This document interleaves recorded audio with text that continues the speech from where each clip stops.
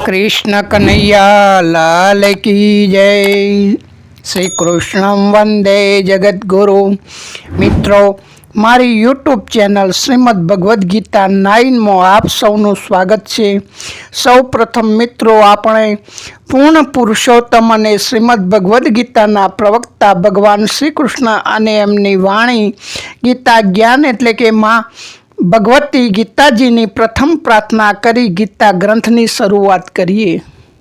ગુરુ ચરણ રજસી ધરી શ્રી કૃષ્ણ રૂપ વિચાર, શ્રીમદ ભગવદ ગીતા કહું वेदांत नो सार। धर्म कामार्थ मोक्ष दे रोग शोक सौहार, बजे जो भक्ति भावती शीघ्र हो बेड़ा पार।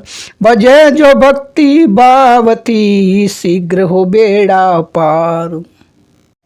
धर्म क्षेत्र कुरुक्षेत्र मैदाने अर्जुन ने निमित्त बनावे, मानव मात्र ने कल्याणकारी या तो पूर्ण पुरुषोत्तम वाणी। जगत कल्याण अवतार धर्यो करवा भक्तों ना काम, धर्म ने पुनस्थापित कर्यो दीधु गीता ज्ञान। अबाल वृद्ध नर नारी आवो, गीता ज्ञान मां डुबकी मारो। जीवन मात्र निहित करवाणी, गीता ज्ञान ना सौ अधिकारी। गीता ज्ञान ना सौ अधिकारी। तो मित्रों, ચાલો આજના વિડીયોની શરૂઆત કરીએ।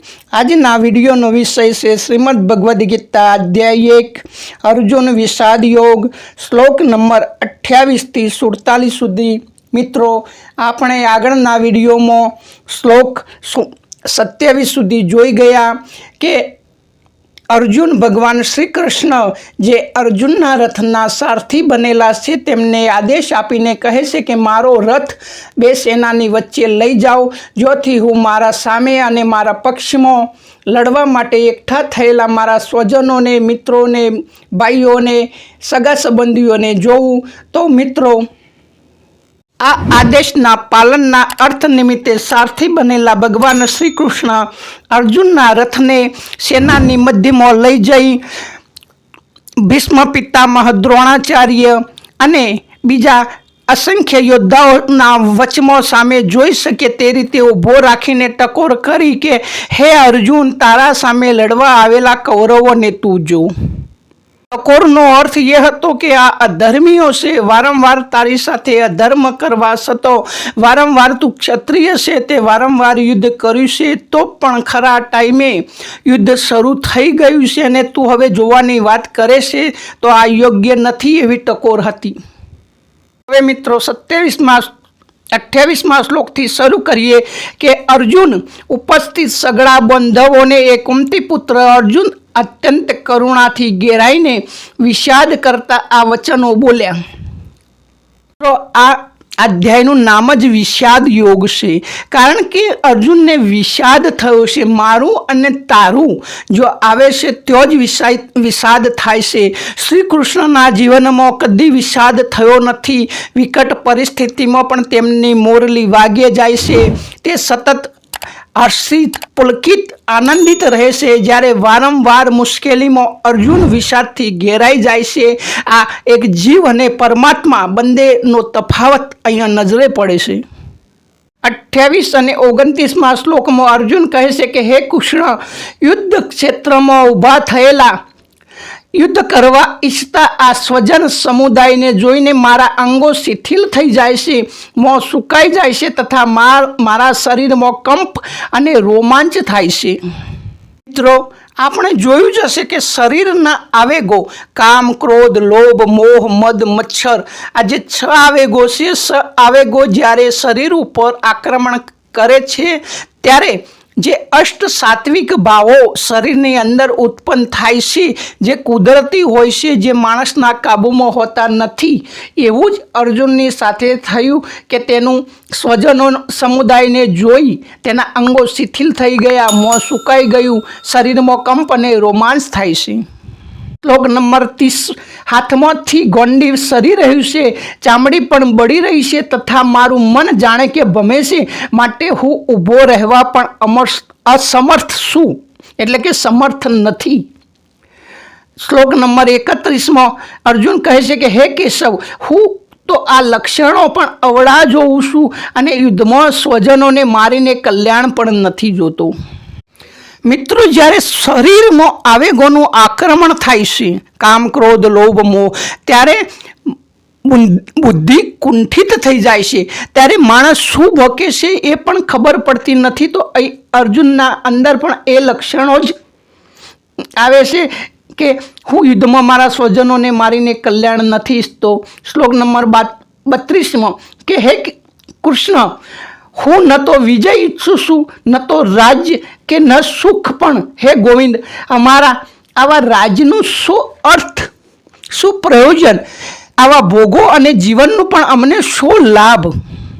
મિત્રો, આયુર્વેદમાં એક તાવ આવે છે કે જ્યારે વાત, પિત્ત અને કફ ત્રણેય સાથે કોપિત થાય ત્યારે તેને સન્નિપાત જ્વર કહે છે, જેને આપણે ગોળિયો તાવ કહે છે. જે ગોળિયા તાવમાં માણસ ગમે તેમ બળબડે છે, એવી જ દશા અર્જુનની થઈ છે. બરાબર, અર્જુન શું બોલે છે તેનું તેને ભાન નથી. શ્લોક નંબર 33 કહે છે કે અમે જેમના માટે રાજ, ભોગ અને સુખો ઈચ્છીએ છીએ, એ જ આ બધા લોકો તો ધન અને જીવવાની આશા જતી કરીને યુદ્ધમાં ઊભા છે.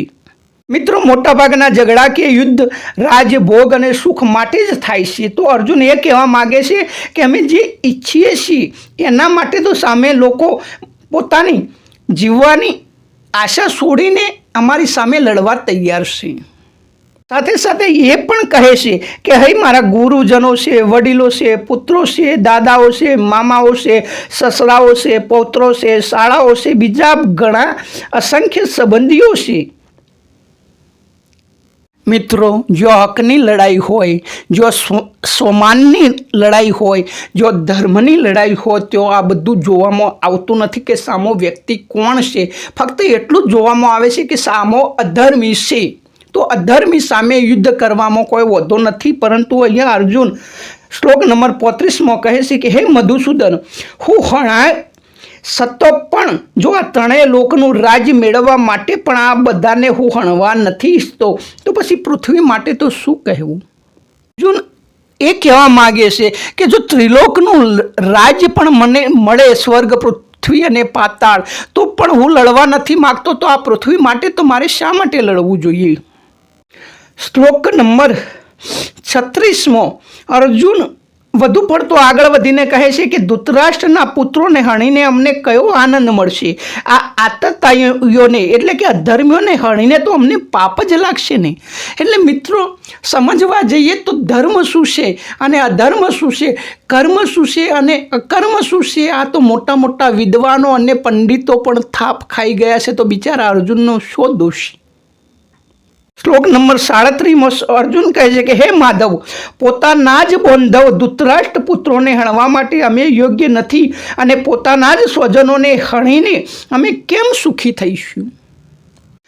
મિત્રો, અહીં અર્જુન ધર્મનું અધૂરું જ્ઞાન સલકાવે છે કે નથી કહેતા આપણે કે જે બહેનો નહીં, એ કોઈનો નહીં, અને કુટુંબ નું ના કરવું જોઈએ, આમ ના કરવું જોઈએ, કુટુંબને સાથ આપવો જોઈએ, આમ કરવું જોઈએ, તેમ કરવું જોઈએ. આ બધું ધર્મની સાથે સુસંગત નથી. ધર્મ શું છે, અધર્મ શું છે, કર્મ શું છે, કર્મ શું છે, એ શાસ્ત્રો દ્વારા સચોટ જાણીને પછી જ એનું અનુકરણ કરવામાં આવે તો જ સાચું ફળ મળે છે. શ્લોક નંબર 38 અને 39 કહે છે કે જો કે લાભની લીધે ભ્રષ્ટચિત્ત થયેલા આ લોકો કુળના નાશથી ઉત્પન્ન થતા દોષને તથા મિત્રોનો વિરોધ કરવાથી ઉત્પન્ન થતા પાપને નથી જોતા, છતો પણ હે જનાર્દન, કુળના નાશને કારણે લાગતા દોષને જાણનારા અમો એ પાપથી બચવા માટે કેમ ન વિચારવું જોઈએ. અહીં અર્જુન એ કહેવા માગે છે કે બિચારા છે, એમને પોતાના ભૂલની જ ખબર નથી. અને અમે તો સમજુ છીએ, તો સમજુએ જ વિચારવું જોઈએ ને કે અમને પાપ લાગશે કે અમારે આ કરાય કે ના કરાય. શું સમજુએ જ ઠેકો લીધેલો છે? આ અર્જુનનો પ્રશ્ન છે. આગળ ભગવાન જવાબ આપશે. અર્જુન આગળ વધીને કુળનો નાશ થતો સનાતન કુળ ધર્મો નષ્ટ થઈ જશે, ધર્મનો નાશ થતો સમગ્ર કુળમાં પાપ પણ ખૂબ ફેલાઈ જશે. શ્લોક નંબર 41 કહે છે કે હે કૃષ્ણ, પાપ ઘણું વધી જતા કુળમાં સ્ત્રીઓ અત્યંત દૂષિત થઈ જાય છે. અને હે વૈષ્ણવ, જ્યારે સ્ત્રીઓ દૂષિત થાય છે ત્યારે વર્ણશંકર પ્રજા ઉત્પન્ન થાય છે.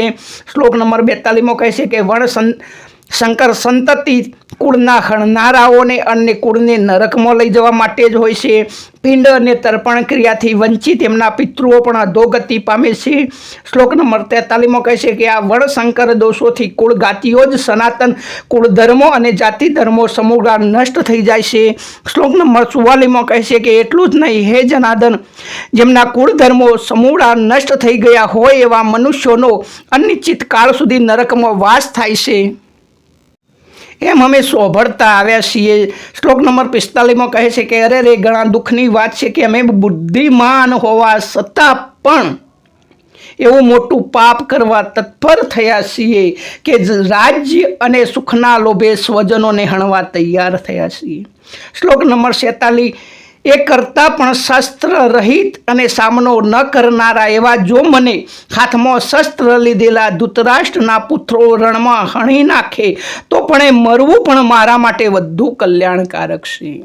સામાન્ય માણસ પણ એક ધર્મનો સામનો નથી કરી શકતો અને આવું બધું વિચારે છે. તો આ તો અર્જુન હતો, તો પણ જો એની આ દશા હોય તો સામાન્ય માણસની તો શું દશા હોય.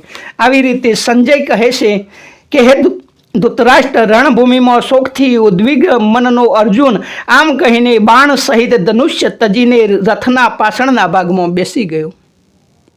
મિત્રો, એક હોય છે જાણકારી અને બીજી હોય છે શાસ્ત્ર સંમત ગુરુ આધારિત જાણકારી. જે સાચી હોય છે પેલી મનગણત હોય છે, કારણ કે અધૂરી હોય છે. જેમ ભગવદ્ ગીતા પૂરી વાંચ્યા સિવાય એના એક શ્લોકનો અર્થ જીવનમાં ઉતારવો યોગ્ય નથી, કારણ કે ભગવદ્ ગીતા એક માળાની જેમ છે. એક મણકાની પાછળ બીજો મણકો, બીજા મણકાની પાછળ ત્રીજો મણકો, એમ 108 મણકા પૂરા થતો જેમ માળા પૂરી ગણાય છે, તેમ શ્રીમદ ભગવદ્ ગીતાનો દરેક શ્લોક એકબીજાના અનુસંધાનમાં છે અને એકબીજાના અનુસંધાનમાં તર્કસંગત જવાબયુક્ત છે.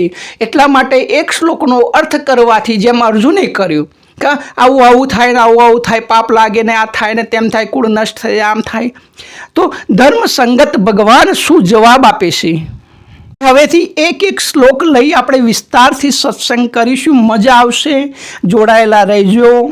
તો આ મિત્રો, આજનો વિડીયો અહીં સમાપ્ત કરીએ છીએ. નવા વિડીયોમાં બીજા અધ્યાયમાં, આજનો પહેલો અધ્યાય અર્જુન વિષાદ યોગ પૂરો થયો. બીજા અધ્યાયમાં ફરીથી મળીશું. ત્યાં સુધી સૌને મારા જય શ્રી કૃષ્ણ, જય માતાજી, જય હિન્દ અને જય ભારત.